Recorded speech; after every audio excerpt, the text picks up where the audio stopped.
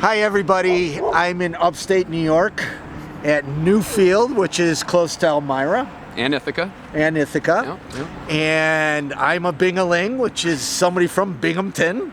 So this is close to home for me. This is a really neat project. I'm here visiting the Syracuse Rescue Mission and they brought me down. This is Carmen. Yes. And these are Second Wind Cottages. Could you tell me about it? Yes. These are Second Wind Cottages, as you can see. The first of 18. There'll be a large community building in the center. And this is to get guys out of the outdoors. Now, why'd you start this? Because I had a good friend of mine that was homeless commit suicide. And that led to trying to find housing for guys, and that led to a lot of frustration where you couldn't find housing for some of these guys. Really impossible to find housing for some of these people. So I bought a bunch of campers and moved them into campers, but that's just it's not sustainable at all, especially here in upstate New York. So here we are, building cottages. Now, each little cottage has, I mean, if you look inside, there's a bathroom, shower, kitchen, kitchen, full bathroom. Yeah, they're small, but they're full, and you know, in an open space. So they're very well insulated. They'll heat easily, low maintenance, really no maintenance. Yeah, and you're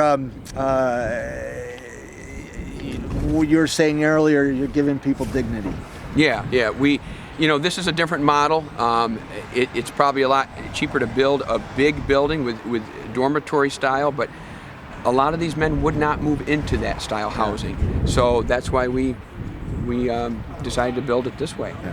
Now, this is a rural community. It is. And then often in small towns like this, people say there's no homelessness. That's what I said. Right? That's what I said about 4 or 5 years ago. I said that. Boy, was I wrong. And then how were you first introduced to homelessness? Started to feed some homeless people down in Ithaca. And the first person I came to, I said, "Where do you live?" He says, "I live under this bridge." And I said, No, really, be serious. When you go to bed tonight, when you lay down to sleep tonight, where are you going to be? And he looked at me like I was dumb and said, "Under a bridge." Wow. And that just, woke me up big time. Wow. And wow. Well, what would you say to other communities that may want to build something like this? I mean, how did you get started?